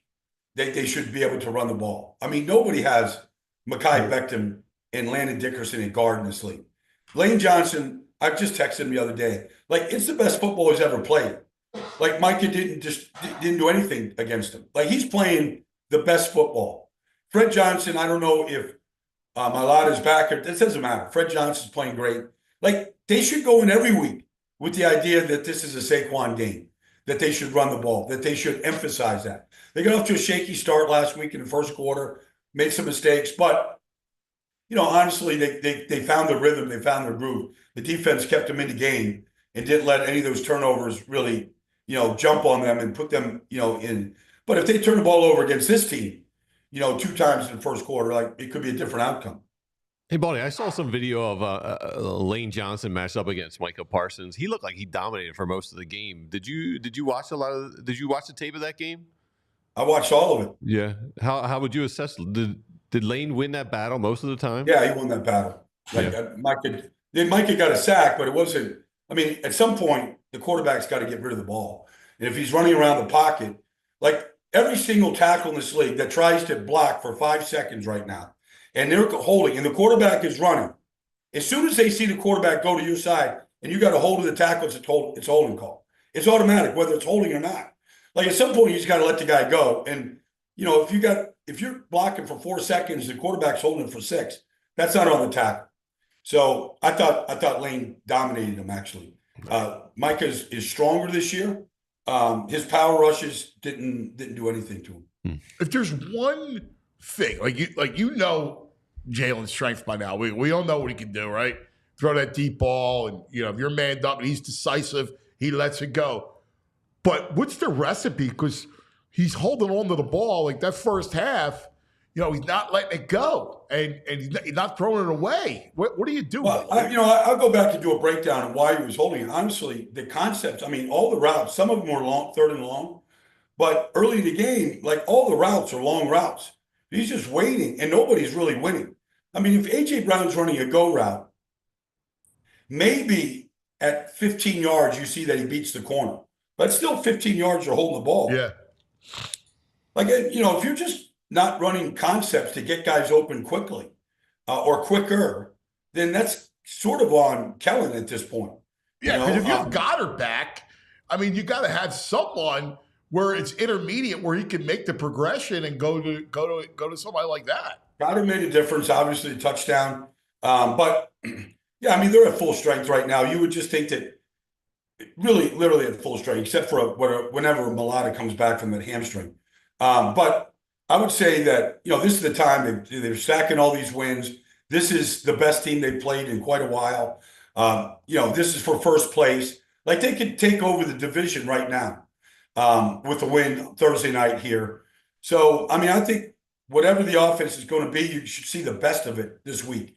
Yeah, no, I'm with you. All right, let's talk about the rest of the league a little bit, because it's so interesting, man. It's wild, the whole thing going on. So we'll start, because you're going to do Pittsburgh-Baltimore. But, I mean, that's amazing, because, listen, Baltimore's offense is ridiculous, but you can move the ball in their defense, and then you have the Steelers, who are surging. How do you kind of handicap that? Well, the Steelers, they got their starting center back, a rookie, Zach Frazier, really good player. They got a rookie right guard, and Mason McCormick played great. The Steelers are building this thing slowly. They're fully healthy, offense and defense right now. They got Mike Williams integrated into the offense. He played 9 plays. All right, catches the game winner. Preston Smith comes in, plays 23 snaps. Gets himself a sack, tackle for loss. Like, they're already integrated, the new players. It's the best I've seen. So it's interesting. The Steelers start 2 players that were drafted by the Ravens. All right. They've got, they got a safety that leads the team in tackles right now, Deshaun Elliott, drafted by the Ravens out of Texas, and Patrick Queen. Right. And so Queen played his best game as a Raven last week. Like, his speed was noticeable. And I think the Ravens have really slipped at safety and at linebacker. And so they look vulnerable in the passing game. They constantly break down. They have not been good in the back end. I think Russell Wilson is playing great football. He looks like Russell circa 2019, honestly. Like, he's playing great football, and he's gotten better each week. So when Mike Tomlin inserted him into the lineup, like, he knew the passing game had to get better. He thought he could win with Justin Fields. They could get to the playoffs with Justin Fields. He wasn't sure they could win the division or win playoff games with Justin, the way he was playing. So you can't hide your quarterback. The whole league knows that. That's a rule of thumb. And some teams are trying to, learning that the hard way. But Russell is the right guy. Now they've got Najee. They've got Jaylen Warren completely healthy, although he fumbled late in that game. It hurt him. And they got Cordero Patterson. And they got Russell extending plays. Like, they're at full strength. And so the Ravens are going to see the very best. and this could be one of those, it might start slow because that's generally, these two teams are just like, they play the game differently than any other rivalry in this league. I want every fan of this game to go down on a Steeler-Raven game and just stay on the field and just listen to the game. Don't even watch it. Just listen to the violence of the contact. It's just different. Both teams know each other very well. Both teams are very well coached, and they know that this is a game of collisions. Both teams. In fact, I texted Andy Weidel, the pro personnel director, yesterday, and I'm watching them score on the 1 yard line. The Eagles go to tush push on the one. That's fine. The Steelers go old school. They run power, G power, and they're running this G power on, at the goal line for a touchdown. Then it's 4th and 1 in the fourth quarter, and they got to possess the ball. They run the exact same play, exact same formation, and they get 4 yards with Jalen Warren. The point is that if you go out to Latrobe, Pennsylvania in the summer, and you go to a Steelers practice, they'll tell you, like Tom will tell you, 7 shots today, Baldy. I'm like, 7 shots. That means 7 shots at the goal line. And I mean, there is no referees. It is full speed. You tackle the ground. You hit as hard as you can hit. Like, there's TJ, there's Najee, there's 7 shots. And I said, this looks like 7 shots out at Latrobe. And that's how the Ravens practice. And that's what you're going to see on Sunday down there at the Confluence. Did you guys hear? I love that. Did you hear Mike Tomlin when they asked him about the differences between Jaden and Lamar? His response, he says, "Man, be real slow comparing people to Lamar Jackson. That's a multi-time MVP. That's Mr. Jackson, and we'll see Mr. Jackson in a few days." That's awesome. What Todd Monken has done with Lamar and taking him to that next level, like you watch him play the position, damn, Baldy, he's good. Because he's still a phantom. He's making all the right throws. Oh. Look, the only thing that Lamar hasn't done is win in the postseason, win big in the postseason. But other than that, the development that he's had in the last 2 years, people weren't wrong when they said he's a glorified running back playing quarterback. They weren't wrong. Like, it did look like that at times, especially his first MVP year when he's running for 1,200 yards, whatever. But he's an amazing quarterback right now. Amazing accuracy, touch, sees the field. He might miss a throw. He doesn't miss a read. He's not going, like, he sees the whole field. You can look at Aaron Rodgers, he misses read after read right now. Like, Lamar's not missing a read. He is on top of it. He's playing the game at an extremely high level. Yeah, it's impressive. You know what's impressive?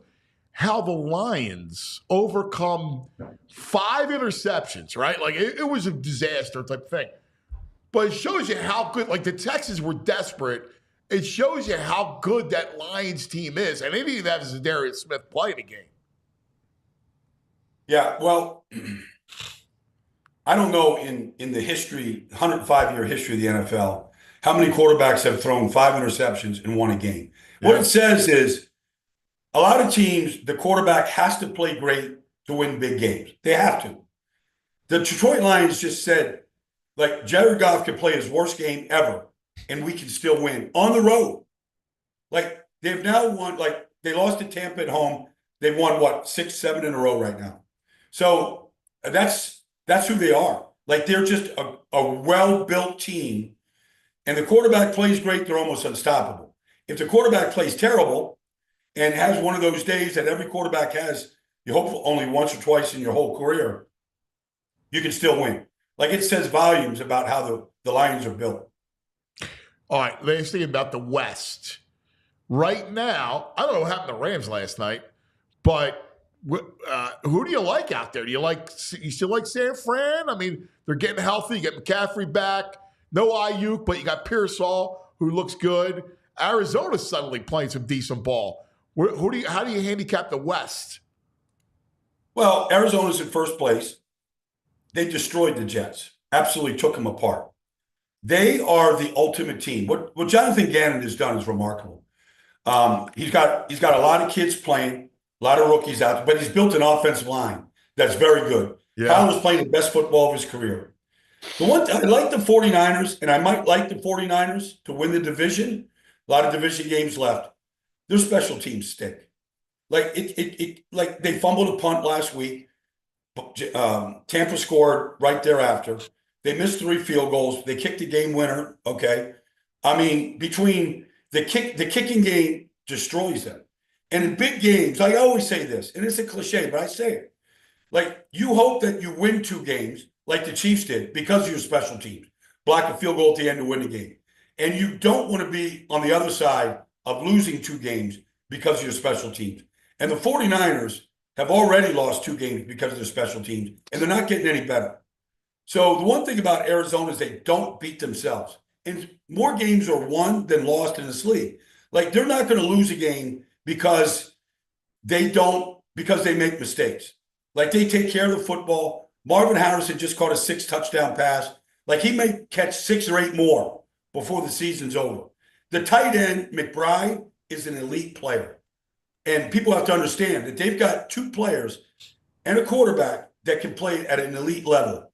And now they're starting to believe, because Budda Baker is the best safety in football. Now they actually believe that they can win these games. Wow. Wow, that's fascinating. Baldy, you're the greatest, brother. We love you. Thanks, cuz. Baldy, when do you decorate for Christmas? Before Thanksgiving or after? Listen. You never put a Christmas, like I see all these decorations going up. I hear all this Christmas music. Not until Thanksgiving is said and done. Yeah, I never, ever put any lights up before Thanksgiving. He said it. All right. So that's just a rule of thumb for me. I see it. I got one of my nieces is my goddaughter. Like, she's already in the countdown to Christmas. That's her thing. Thanksgiving's got to come and go before I do that. All right, but wait a second. Yes. Thanksgiving's late. So I'll get up on the roof on December 1st, cuz on December 1st, I'll get up on the roof and I'll start stringing some lights. All right. I'll risk life and death to put those lights up like I do every year. But December 1st this year. Well, but 3.5 weeks, cuz. I got it for less than a month. Like, I want to enjoy it. I do too. What do you decorate with Thanksgiving? What's Thanksgiving? What is that stuff you call? Cornucopia, form of a bounty of a harvest. You got to appreciate the cornucopia. Cornucopia sucks. Yeah, that's not a decoration. Right. I skip that. I go Halloween, and you throw the pumpkins out there and all that stuff. You get rid of all. Somebody just came and picked all my pumpkins up. Yeah, they said they'll feed the deer with them. Broke too. Now, December 1st, I'll be up on the roof, cuz. Yes. All right. Well, yes. You're safe, Baldy. We love you. Okay, guys. Thanks, pal. Yeah. Listen. Smart man. There it is. Smart man. There it Love is. Thanksgiving. I don't know about you, but Smart guy. my pumpkin broke the other day. I got pumpkin juice all over the porch. I threw That's mine the out worst, a week dude. ago. Yeah. I carved there's little mine. gnats and all. What the hell out? It's time. You get a nice organic pumpkin. Mine still look great. Organic pumpkin? What are you talking about? We went to the freaking farm. I got it from We live in a Linvilla. farm. We're My we're pumpkins look organic. good. My We pumpkins live look on good. a pumpkin farm. You My ever heard of pumpkin the looks great. farm called Whole Foods? Yeah. Yeah. Whole Organic. food. That's your Pumpkin. organic Whole What the hell's he Foods? talking about? Organic pumpkin? Yeah. We got pumpkin patches everywhere. Oh. Maybe You those buy pesticides pumpkin. deteriorate the exterior of the pumpkin because my pumpkin looks great. The frig with the pumpkin. Did you Enough carve with the pumpkin? Did you carve the pumpkin? Not this one, no. Well, that might be the reason why. Well, yeah, they Enough only with the last a week or pumpkin. two. I've been dealing with the pumpkin all October. It's time to retire the pumpkin. Did the Phillies Give do me this to some you, cuz? frosting. Did the Phillies do this to you, cuz? You're hating on the fallness, the pumpkin. I'm not hating on it. I'm like, all right, now it's time for Christmas. What about the corn stalk? I like the corn stalk. I love the pumpkin. I love the corn stalk. And now the time to move it over because Thanksgiving is late. It's a late. Toughen the kids up. They get a short month of Christmas. Toughen them up. Come on, bro. We are Gobble. Oh my God! Can't Gobble, wait. gobble. Turkey, You are a mashed gobble, gobble. potato stuff. Pilgrim time. All right, Pilgrim. Pilgrim. I seriously, I can't stand a Pilgrim. In fact, they annoy me. The hat, The hat with the belt buckle on it's nice. the buckle. Who's it, First John of Wayne? all, there's no sneakers back then. Like you're not walking. Yeah, they're you got them so little high buttoned heel- up. They're like No little Jordan high 5s heels. back Little then. high heel Yeah, they're wearing shoes. high heels. You got Get the hell out of here with a Pilgrim. the buckle on the hat, Pilgrim. Yeah, I don't like the Pilgrim. You got it, Pilgrim. I'm out. I'm out on the foul. I'm out on the pilgrim. Give me some snowman. I've never met anyone so anti-Thanksgiving. I'm not. I love it. I love the football and the whatever. But I'm a Christmas man. Christmas makes you feel good. All right. Let's talk about. It's our favorite time to tell you about Parks Casino. Yes. Ooh, yeah. You already look at it. You were right there. You knew I was headed there? Oh, yeah. All right. Well, let's talk about it. Let's talk about the headliners at Parks Casino because all the great acts, musical, comedians, they go to the Excite Center. Parks Casino, Pennsylvania's #1 casino, right there, Street Road, Bed Salem. Street Road exit off of 95, the PA Turnpike, so close to everywhere. Here you go. Here's the lineup coming out starting March. Actually, we're starting January 24th. Actor Richard Kind from Curb Your Enthusiasm. Hey, Larry. Whoa, Larry. Hey, Larry. Whoa, that was good. That was good. What character is he? Isn't he Richard Kind? He plays himself in Yeah. the show, right? Yeah. Yeah. You know, see if you knew. Yeah. Jerry Cantrell from Alice in Chains. Oh, this is February 8th. This is a special request for Tooch. I stay away. It's good. That's real good. March 8th, magician Michael Carbonaro. Magician of the Year, the Carbonaro Effect. Yeah. Comedian Ron White, March 21st. Nice. March 22nd, country star Lee Bryce Hopper. There's a rumor going round about me and you stirring up our little town the last week or two. All right, 2 days, November 14th, Ezra Ray Hart, lead singers from Sugar Ray, Better Than Ezra, and Tonic joined together for an incredible night. If you could only see the way she loves me, maybe you would understand. I've heard that song before. See, that's why we Saturday remind you. night, These hits. Brett you. Michaels. Don't want nothing but a good time. How can I resist? All right. December 14th, comedian Eric D'Alessandro enjoyed dinner and drinks before the show. Liberty Bell Gastropub, Parks Grill Steakhouse, Bamboo Noodle House, ParksCasino.com to buy tickets for all shows. Parks Casino, this is how you win. Can't wait. They got Great White's coming soon. I can't wait to do a little Great White action. What's that? The old band. Oh man, what is their? Hold on. Great White's got a couple good songs. Great White? What kind of music is this? Once bitten, twice shy. That's their hit. I'm once bitten, twice shy. Oh, I've heard that song. Yeah. You know it. That's awesome. Let me tell you about Ace is the place. Okay. And the Ace Hardware folks, as they just went on the sneezing fit. Ace Hardware. We always know them, and you know JP, right? From being the helpful people, right? They come in for the helpful hardware folks. Well, now they have home services. Let's go. HardwareHomeServices.com. So if you got a leaky pipe or you got heating and air conditioning issues like I did, what do?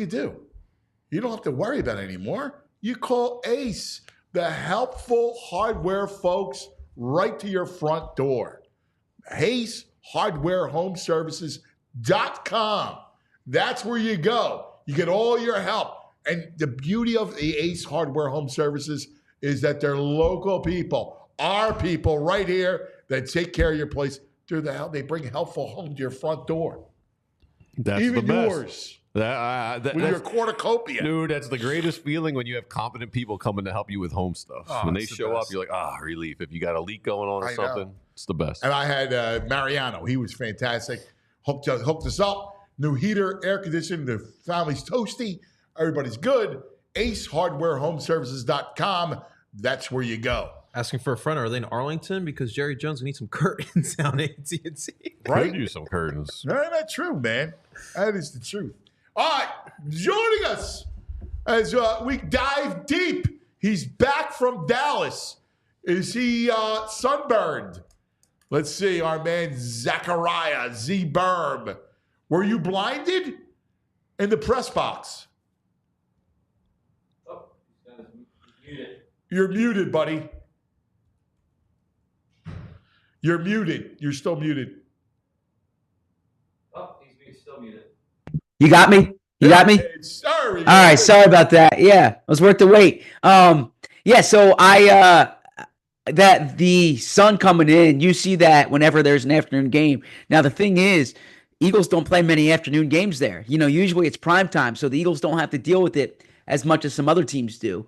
But it was very clear. Now I would say, like visually, when we put the pictures up on allphly.com, it looks awesome when you have like that sunlight coming down. But you could definitely see how it would affect the players.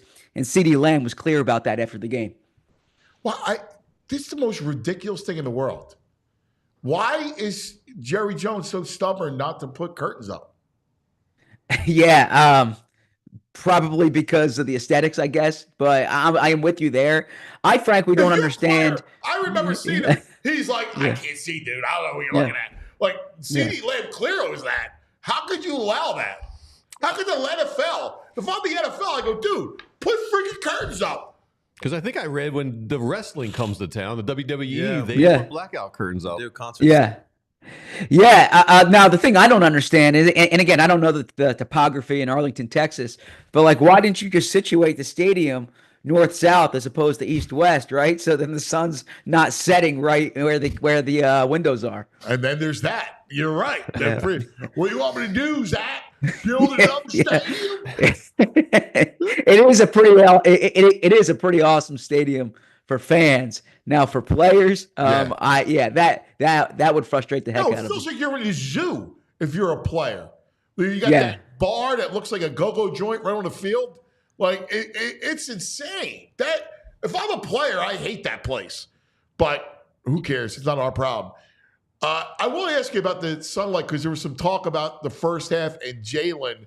Did that affect him at all? Like, why could he not see down the field? Why he was holding on to the ball? Was there any of that, or is that just an alibi? Yeah, I mean, Jalen did not mention that after the game, and Jalen spoke about the turnovers. He spoke about the sacks. He did not bring up the sunlight there. Now, not until I got back up from the locker room and was on the show, and I think and Jamie and Bo and Fran and Vinny asked about it. That was the first time that I realized it could have affected Jalen. In the locker room, there was nothing said about that. Okay. All right. Well, let's a lot to go over. Injury news first. Mailata, appears he's trending to play. Is that correct?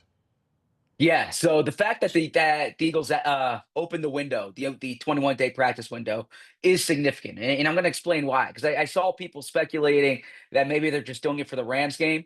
The Eagles aren't practicing this week, right? So if they were just doing it for the Rams game, it would make sense to do it next week. The fact that they did it this week makes me think that they believe there's a chance he could play. Because what they have is walkthroughs, and walkthroughs, you're basically just going through the game script. I asked Nick Sirianni about this yesterday, and Nick said it's going to be challenging, but there are things they're going to be trying to do with individual work to see how Jordan looks.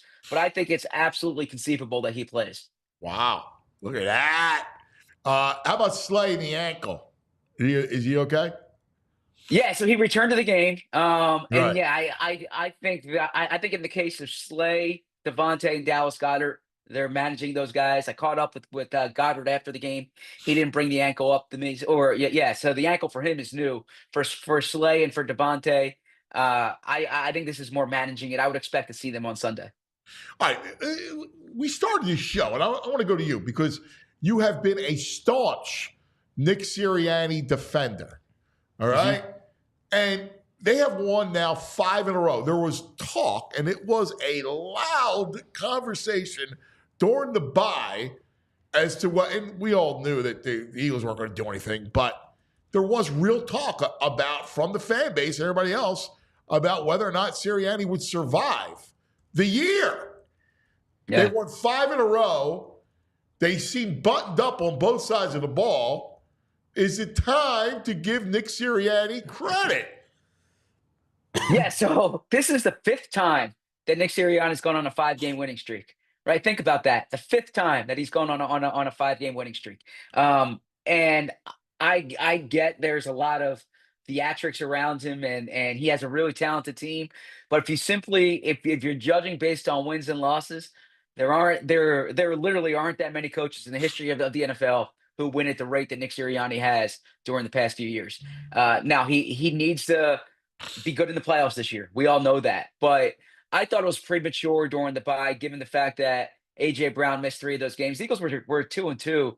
I thought that's kind of where they were supposed to be. And I even wrote at the time that if you look at these next 4 or 5 games, it's against teams with losing records. This is a chance for the Eagles to collect win. There's a little overreaction now.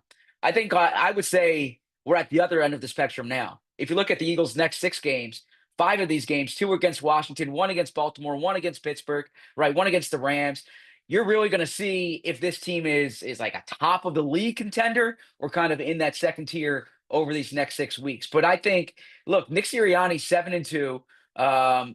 It's the 3rd year in a row that he has this type of record through 10 weeks of the season.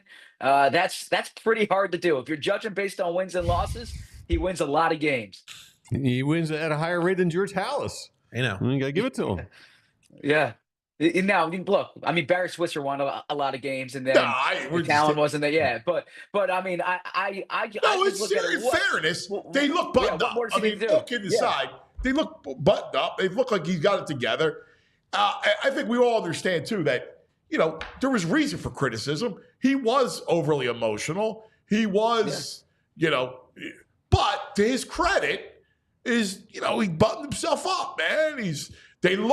They look really good. Now, I think part of it has to do with the defense. I look at that defense, and I'm buying it as real, Zach. I think, DeJean and Mitchell make it real. Zach Bond, the back 7, and Jalen Carter make this thing real. What do you think? You're right. And it's different than every good Eagles defense I've covered, where it's been all about the front. This front leaves some to be desired most weeks, I feel like, but the back 7 has been outstanding.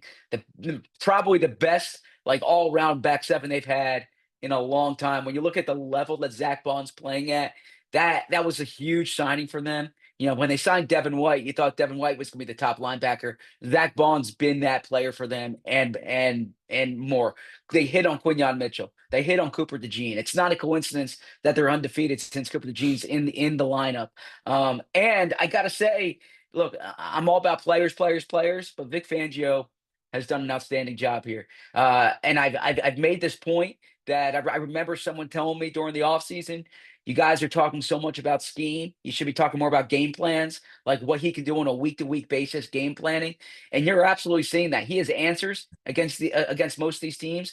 And there are a lot of, or I shouldn't say a lot. There have been new coordinators that have been fired this offseason because it hasn't worked. Like this team, I think, hit on both these coordinator hires. Yeah, I think you're spot on. All right, so let's now look at Thursday night, because this is the showdown. What's the vibe around them? Like, this is a big stretch, obviously, 2 division games in a short period of time, and the battle for first place. Yeah, I can tell you, literally in that locker room after the game on Sunday, these guys were already thinking about Washington.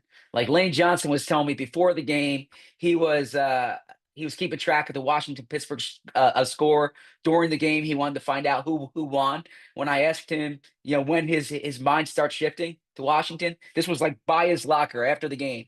He says it already has. Across the board, that's what players were saying. Was that, like, before, some guys said once they land in Philly, some guys said once they board the plane, some guys said they've already shifted. But like they know the significance of this game. Think about this. You have to go back to 2000 for the last time the Eagles and Washington played against each other, and both teams were more than one game over 500. That was the showdown. I covered the game between Andy Reid and Steve Spurrier. And Steve Spurrier was getting all the love. In fact, my boy Mikey Miss, I remember going toe-to-toe. He's like, your boy is going to get shown up by Spurrier. We used to go. We were doing the show together and messing around. I'm like, no, Reed owns Spurrier, and that was it. There was the pepper spray in the stands during that. Is that right? game. Okay. Yeah. No, I'm the only one who remembers this. I have Warfield, no was that the recollection of this. What's that? Who was the quarterback? Jeff- Danny Warfield? Jeff George was the quarterback for Washington at the time. Yeah. Isn't that nuts? Jeff George, he had a cannon. He did have a cannon. He He's did in the have a league for a cannon. minute. It's great to have Washington relevant. I think. Yeah. It's something I agree different. with you. You know, they had that one brief and with this period of quarterback- RG3, and that was it. You're right. And, with Jaden Daniels, they're going to stay relevant because, the past, He's legit. past like 8 hours here, I've been watching more Washington, and I'm impressed. I'm impressed by, I don't think they have a lot of talent. I think Kingsbury's done a real good job there. Jaden Daniels has been good. DQ, Daniel Quinn, his group's playing tough, aggressive defense. So they adding Lattimore helps them. They've been susceptible to wide receivers this year. AJ Brown and Devontae, this will be a great matchup for them. But adding Lattimore could potentially change that. We'll see how he is health wise. I think it's a Saquon game. Like this feels like short week. Like I want to turn the game over to Saquon. That's a good point. And you know what? They're fortunate that they got him off the field early the other night. Yep. They get him some rest. The Eagles, they're going to manage these guys this week. They don't even have a full practice. They have a walkthrough today at 4:00. They'll have another one later tomorrow, and then you show up on Thursday and see if your guys are better than theirs. I love it, and I think you can run on Washington. I love the where they're at right now. I'm buying them. Right, I'm buying the whole thing. You look at You know what's funny, Zach? You've covered all of Jalen, and we were having this conversation with Mike Sielski, and it's okay that Hurts has 51 rushing touchdowns, right? Like it's okay that he's not. Now, obviously, you don't want him to hold on to the ball and take sacks and that sort of thing, but like he doesn't need to be Lamar Jackson or Mahomes or Allen. Right, he actually is more closer to Allen. He could be a version of that, and they can still win. Afternoon, however you want to frame it. The 2 touchdown passes he had, the rush is coming. He avoids the rush. He extends the play. He keeps his eyes in the end zone. Exactly. And he finds Goddard. He finds Johnny Wilson. Both those plays, those were like proof of concept plays. That's Jalen at his best. You look at their touchdown drives. He's able to move the sticks by taking yards in front of him running. Now, look, you don't want the turnovers there. He's got to have 2 hands on the ball. He was late on some passes, but I thought overall I thought Jalen's 2 touchdown passes were as well as he's thrown in those areas this year. And he really hasn't had touchdowns in that 5 to 15 area. Yeah, and you saw him do it, and I think that's a positive sign for his development. Yeah, I agree with you. I agree. The only thing that bothered me off of Sunday, even beyond I'm not as crazy with the turnovers. I'm more. What bothers me is holding on to the ball too long. Now that needs to get buttoned up. Like you got to look. If it's not there, then you just got to throw it away, man. You can't be taking sacks. That's the only thing that to me, interceptions are the cost of doing business, right? You don't want to be foolhardy about it, but don't take sacks. Yeah, you're right. And talking to the old lineman after the game, one thing that came up is the Cowboys did a good job with their with the 3-man rush from the front, but then some, simulated rushes from the backers. And I think early in the game, that was throwing them off. And I don't think it's a coincidence that all those sacks were early in the game. And I think coming out of half, they were able to kind of stabilize and neutralize. But teams are going to be better than Dallas. And you can't afford to have first halves like that where, you're behind the sticks because of sacks. Or I agree, turnovers are sometimes the cost of doing business. You don't want to turn the ball over when you're about to score. You don't want to turn the ball over when you're backed up by their end zone. Exactly. Exactly. There's some spots for it. All right. last thing, because I feel pretty good about the game. I'm curious, in your mind, how do you handicap it? Yeah, I mean, I think the Eagles are the better team, and I look at them. They're more talented on, I think, both sides of the ball. They're playing at home. They're hot right now. As long as Jaden Daniels doesn't go off against them, I think the Eagles win and cover. And I think actually, I think the Rams are going to be the harder game. I think the Ravens are going to be the harder. Obviously, the Ravens are going to be the hardest game this year. But I like the Eagles just from a matchup perspective against Washington. Yeah, I agree there. Zach, you are my Nick Sirianni guy. He's been perfect the last 4 games. Perfect. Is he cool with being perfect and not in the story kind of at all, and just being like kind of on the sidelines with everything?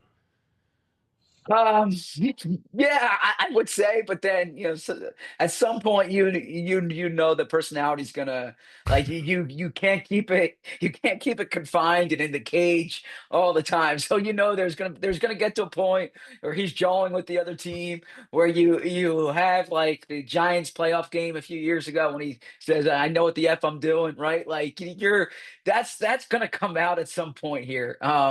He's done a good job keeping it close to the vest. I gotta think though, you always kind of resort to who you are, and I think Nick has that swagger in him. You always go back to who you are. It's right. He's not suddenly going to be demure. That's for sure. Very demure. Very mindful. That's very not mindful. him. Yeah, that's not going to be him. Zach, great stuff as always, brother. This is a monster, man. I cannot wait. What do you got going on at 2:00? Yeah, so I'm at the facility today. It's Jamie and Rich in studio. I'll chime in from the facility. I'm speaking to the coordinators at 12:40. Walkthroughs at 4. I'm in the locker room at 5. Jalen Hurts talks during the 5 o'clock hour. Hey, last thing, real quick. Jalix, he's my man. Oh yeah. All right. He had the one tip. He flashes. He's raw, obviously. Are we going to see more? Because listen. Jalen Carter needs help. He's so good. If they have anybody off the edge, they would be eaten, right? Feasted. We got a little more Jalix in our future. Definitely. It's not a coincidence that he was on the field early in this game the other day. I was watching pregame warmups, and I said, "Am I seeing this right? Jalix Hunt is getting work with the second team in the 5-man front. He's ahead of Bryce Huff in those situations. Now, he's not playing as many third downs right now, but you're definitely going to see Jalix Hunt on the field more and more. Sirianni referenced it last week, and it's not going to slow down. All right, give Vic an out of guy, all right? I'll let him know. He'll appreciate that from you. Good stuff, brother.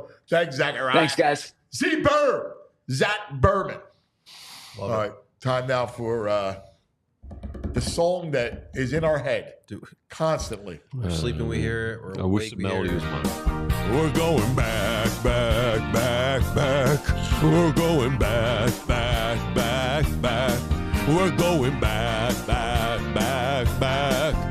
in the day with Rite Aid. Yeah. All right, guys, you're gonna love What we got? Because you're gonna love this one. So listen, this is a big matchup, right? Like division on the line early on.